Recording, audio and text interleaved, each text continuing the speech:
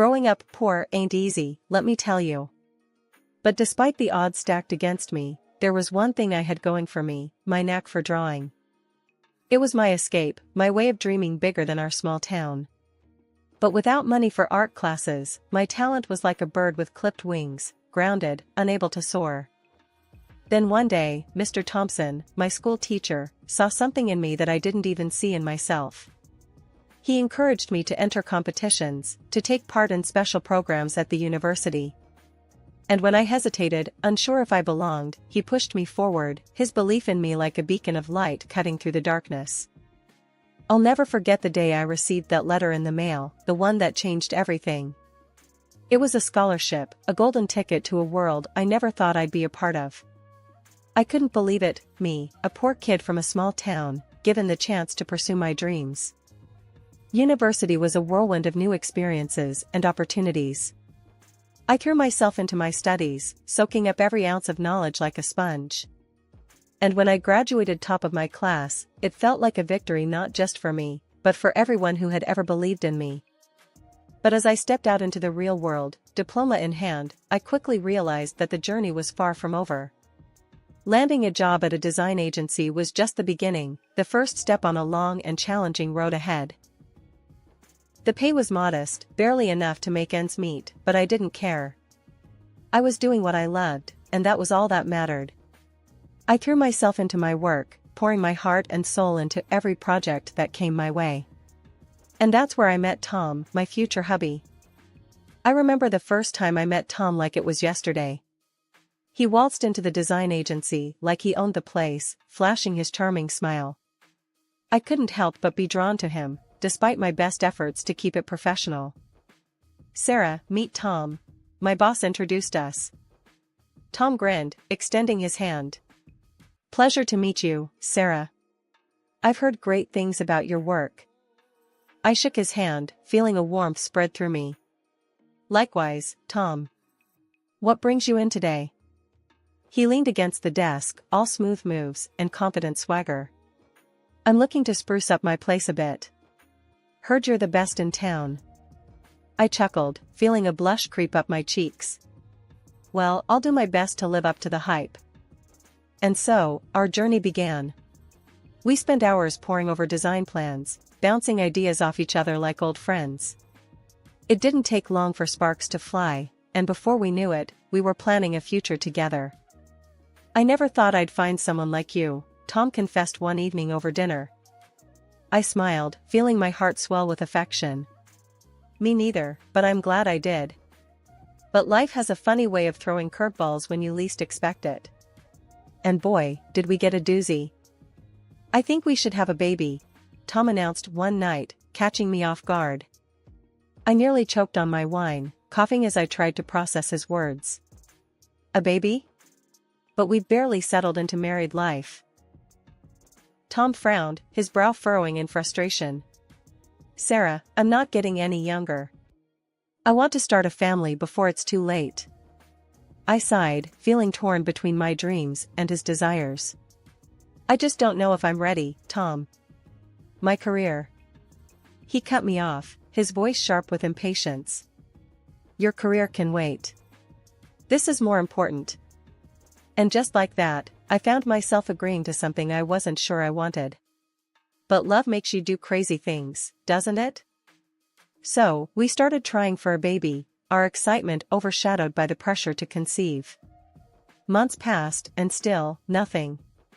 Each negative pregnancy test felt like a punch to the gut, and I could see the disappointment in Tom's eyes. "We'll keep trying," he reassured me, but I could hear the frustration in his voice. And then, finally, our prayers were answered. I'll never forget the moment I saw those two pink lines, the rush of joy and relief washing over me. "We did it, Sarah," Tom whispered, pulling me into a tight embrace. Tears filled my eyes as I buried my face in his chest, overcome with emotion. We did. Nothing can prepare you for the gut punch of hearing your child's diagnosis. We were over the moon when our baby arrived, but our joy turned to shock when the doctor uttered those dreaded words, cerebral palsy. Tom's face went white as a sheet, his hand gripping mine like a vice. "Cerebral what?" he croaked out, his voice barely above a whisper. The doctor's explanation was a blur of medical jargon, but the gravity of the situation hit me like a ton of bricks. My mind raced with questions, fears gnawing at my insides like hungry wolves. "What does this mean for our baby?" I asked, my voice trembling with fear. The doctor's response was like a punch to the gut. "It means your child will face challenges with movement and coordination," he explained, his tone grave. As we got home, the weight of our new reality settled in like a heavy fog. Tom's frustration boiled over, his temper flaring like a wildfire. "This ain't right," he muttered under his breath, his hands clenched into fists at his sides. I felt a surge of anger bubbling up inside me, threatening to spill over. "What do you mean it ain't right?" I shot back, my voice sharp with irritation. He turned to me, his eyes blazing with intensity. "You must have done something to cause this," he accused, his tone sharp like broken glass. My blood boiled at his words, a fierce wave of anger washing over me. "How dare you?" I snapped, my voice rising with each word. "This isn't my fault, Tom. This isn't anyone's fault." But he wouldn't back down, his accusations like a relentless onslaught. "I can't believe you're denying it," he spat, his eyes blazing with fury. I watched Tom, feeling a mixture of anger and sadness swirling inside me like a storm. "Tom, we need to stay strong for our son," I said, trying to reach him through the haze of his emotions. But he shook his head, his eyes clouded with frustration. "I can't do this, Sarah. I just can't," he said, his voice cracking with emotion. And then, as if on cue, his mother burst into the room, her eyes ablaze with fury. "What's going on here?" she demanded, her voice sharp like a whip crack. I felt a lump form in my throat, the weight of her presence like a lead weight pressing down on me. "Our son has been diagnosed with cerebral palsy," I said, my voice barely audible over the roar of my own heartbeat. Her reaction was immediate, her face turning red with rage. "This is all your fault," she spat, her words like venom dripping from her tongue. I felt a surge of anger rising up inside me, hot and fierce. "How dare you?" I snapped, my voice filled with righteous indignation. But she wasn't done. "You brought shame upon our family," she continued, her words like a slap in the face. I wanted to scream, to lash out at her with all the fury burning inside me. But instead, I held my tongue, knowing that nothing I said would change her mind. And as Tom stormed out of the room, his mother hot on his heels, I was left alone with my thoughts. But even in the midst of the chaos, I knew one thing for certain: I would do whatever it took to give my son the love and support he needed to thrive, even if it meant facing the challenges ahead alone. But then, things took a turn for the worse. Tom demanded a paternity test, convinced that our son wasn't his. And when the results came back confirming his paternity, he turned his back on us. "I want out," he declared, his words like a dagger to the heart. "I will pay you alimony." I was blindsided, my world crumbling around me like a house of cards. But even in the midst of my pain, I refused to let him take everything from me. "I don't need your damn alimony," I spat back, my pride refusing to let me accept his pity. And so, I packed up our things and left, determined to make a life for myself and my son, even if it meant doing it alone. And let me tell you, it wasn't easy. But despite the overwhelming odds stacked against me, I refused to give up. I was a fighter, a survivor, and I would do whatever it took to give my son the life he deserved. I reached out to anyone and everyone who could offer support, from friends to family to complete strangers on the internet. And slowly but surely, I began to build a network of people who understood what I was going through, who could offer advice and a shoulder to lean on when the going got tough. The online support groups became my lifeline, a safe space where I could share my fears and frustrations without fear of judgment. And as I scrolled through the endless stream of messages and comments, I realized that I wasn't alone, far from it. "Hey Sarah, how you holding up?" one message read, the sender's username a jumble of letters and numbers. I smiled, grateful for the virtual hug. "Taking it one day at a time," I replied, my fingers flying across the keyboard. And as the days turned into weeks, and the weeks turned into months, I found myself forging real connections with people who understood what it meant to walk in my shoes. We swapped stories and tips, commiserated over sleepless nights and missed milestones, and celebrated every victory, no matter how small.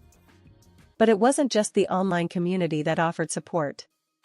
Friends and family rallied around me, offering a helping hand and a sympathetic ear whenever I needed it most. "Sarah, we're here for you, no matter what," my best friend declared, her voice fierce with determination. I felt a lump form in my throat, touched by her unwavering loyalty. "Thanks, Jen. I don't know what I'd do without you," I said, my voice choked with emotion. And as I navigated the ups and downs of single parenthood, I realized that building a support network wasn't just about finding people who could help me. It was about finding people who could lift me up when I felt like I was drowning, who could remind me that I was strong enough to weather any storm. Life threw us more curveballs than a pitcher on a bad day, but we weren't about to strike out. No way. We were fighters, me and my son, and we were gonna show the world what we were made of. Sure, there were days when it felt like the weight of the world was bearing down on my shoulders, when the challenges of single parenthood threatened to overwhelm me. But I refused to let the darkness win. I had a son to raise, a life to live, and I wasn't about to let anyone or anything stand in my way. I threw myself into my work, pouring every ounce of my energy into my passion for design. And let me tell you, it paid off. I landed big projects, made a name for myself in the industry, and proved to everyone who doubted me that I was a force to be reckoned with. But it wasn't just about my career. I was determined to give my son the best possible life, to ensure that he had every opportunity to thrive, despite the challenges he faced. So, I researched therapies, attended seminars, and sought out experts who could help him reach his full potential. And let me tell you, it wasn't easy. There were setbacks, plenty of them. But each time we fell, we picked ourselves back up, dusted ourselves off, and kept on pushing forward. Because that's what we did, we persevered, no matter what. "Mom, I did it!" my son exclaimed, his face lit up with excitement as he took his first steps with the help of his walker. I felt tears spring to my eyes, pride swelling in my chest like a balloon ready to burst. "That's my boy," I said, my voice choked with emotion. And as I watched him navigate the world with a determination that belied his tender years, I knew that we were unstoppable. Together, we were a force to be reckoned with, capable of overcoming any obstacle that stood in our way. But it wasn't just about proving the doubters wrong, it was about showing my son that anything was possible, that he was capable of achieving greatness, no matter what obstacles lay in his path. Years had drifted by like leaves in the wind since Tom had abandoned us, leaving me to pick up the pieces of our shattered life. In those years, he'd made no effort to be a father to our child, no phone calls, no visits, nothing. But just when I thought I'd heard the last of him, he came crashing back into my life like a wrecking ball. It was a regular Tuesday afternoon when the phone rang, disrupting the peace of our little home. I answered, expecting it to be a telemarketer or a wrong number. But the voice on the other end sent chills down my spine. It was Tom. "Sarah, it's me," he said, his voice heavy with urgency. I rolled my eyes, barely able to contain my frustration. "What do you want, Tom?" I snapped, my patience wearing thin. He wasted no time getting to the point. "I'm in the hospital. I broke my spine skiing," he said, his words like a slap in the face. I felt a surge of anger rising up inside me, hot and fierce. "And why should I care?" I demanded, my voice dripping with sarcasm. But he wasn't deterred. "Because I need your help, Sarah. I can't take care of myself," he admitted, his voice tinged with desperation. I scoffed, shaking my head in disbelief. "You expect me to drop everything and come running to your rescue? After everything you've done?" I spat, my words like venom. But he wasn't about to take no for an answer. "You owe me, Sarah. I'm the father of your child," he insisted, his tone growing more aggressive by the second. I felt my blood boil, fury coursing through my veins like wildfire. "I owe you nothing," I declared, my voice cold and unwavering. With that, I hung up the phone, refusing to let him guilt-trip me into helping him. I had spent years rebuilding my life from the ground up, and I wasn't about to let him tear it down again. But even as I tried to push him out of my mind, his words lingered like a dark cloud, casting a shadow over my thoughts. Was I really heartless for refusing to help him? Was I a bad person for turning my back on the father of my child?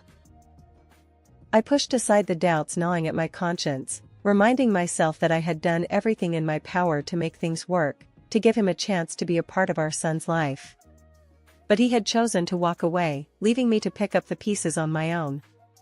And so, with a heavy heart and a sense of resolve, I turned my focus back to the things that mattered, my son, my work, and the life that I had fought so hard to build. Tom may have been a part of our past, but he had no place in our future. After Tom, I swore I was done with love. I'd been burned once, and I wasn't about to let it happen again. But life has a funny way of surprising you when you least expect it. I met Jake at a design conference, a charming architect with a smile that could light up a room. He was confident, funny, and had a way of making me feel like I was the only woman in the world. "Hey there, gorgeous. Mind if I buy you a drink?" he said, sauntering over with a grin on his face. I raised an eyebrow, amused by his boldness.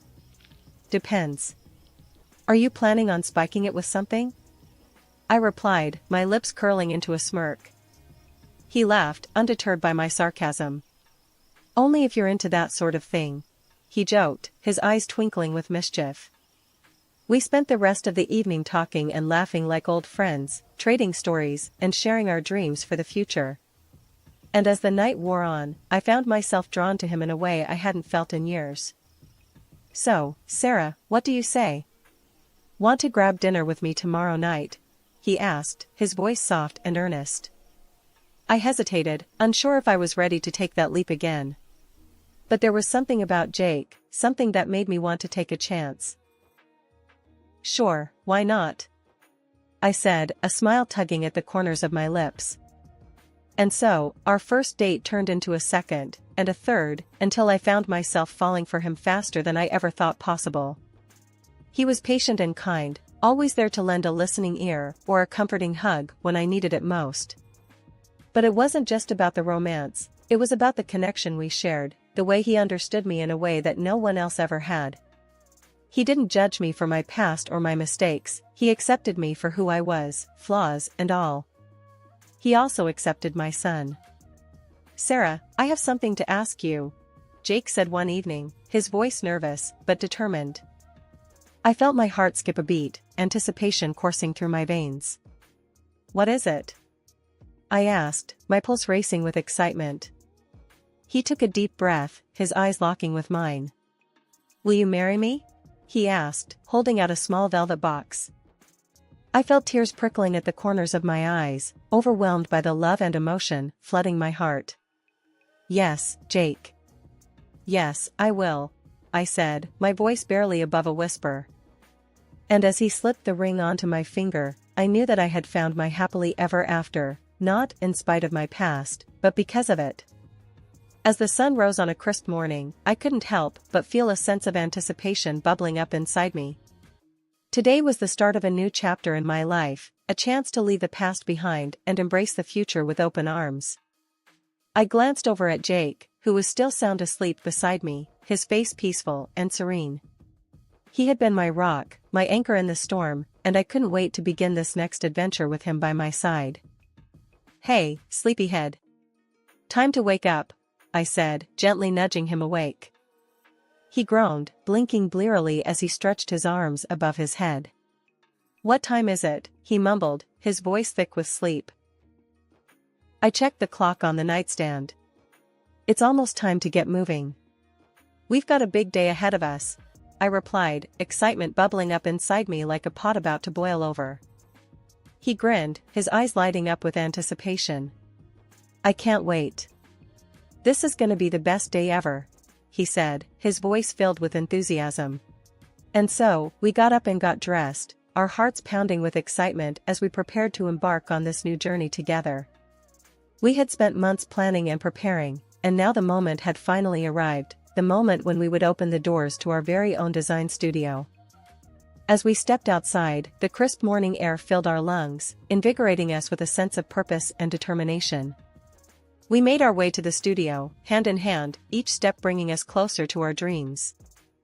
And when we finally arrived, it felt like coming home. The space was filled with light and warmth, a blank canvas just waiting to be filled with our creativity and passion. "This is it, Sarah. Our own little slice of heaven," Jake said, his voice filled with awe. I smiled, feeling a sense of pride swell in my chest. "It's perfect," I replied, my voice tinged with emotion. And as we set to work, sketching out plans and brainstorming ideas, I couldn't help but feel a sense of excitement building inside me. This was just the beginning, the start of something incredible that would change our lives forever. Hours flew by in a blur as we poured our hearts and souls into our work, each stroke of the pen bringing us one step closer to our vision. And when we finally stepped back to admire our handiwork, I knew that we had created something truly special. "This is amazing, Sarah. I couldn't have done it without you," Jake said, his voice filled with admiration. I grinned, feeling a sense of satisfaction wash over me. "And I couldn't have done it without you," I replied, reaching out to squeeze his hand. Together, we stood side by side, gazing out at our creation with a sense of pride and accomplishment.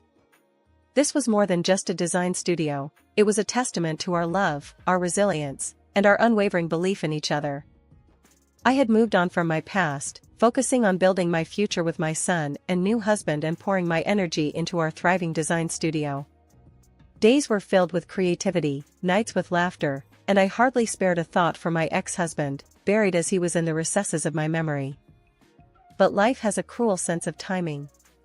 Just when I thought I had left him and his demands behind, a notification arrived: my ex-husband had filed a lawsuit, demanding alimony.